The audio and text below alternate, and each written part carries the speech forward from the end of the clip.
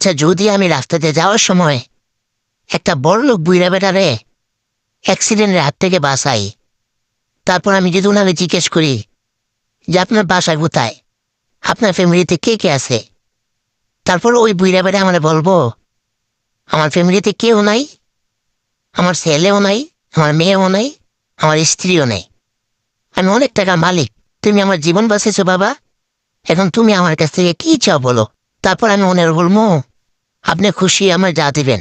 তারপর উনি আমারে ওনার যত ধন সম্পত্তি আছে, টাকা পয়সা আছে, সবকিছু আমার নামে বইরা দিব। তারপর আমি অনেক বড় লোক হয়ে যাবো। আর ওই বুড়া বেড়ে এত টাকাতে কি করব? টাকার দরকার আমার না। তারপর উনি আমাকে দিয়ে দিলে আমি অনেক বড় লোক হয়ে যাবো। না, এখন এই রাস্তা দাঁড়িয়ে দাঁড়াইতেও খুবই একটা কথা বলছিল, যেখানে দেখিবে ছাই, উল্টাই দেখিবে তাই, পাইলেও পাইতে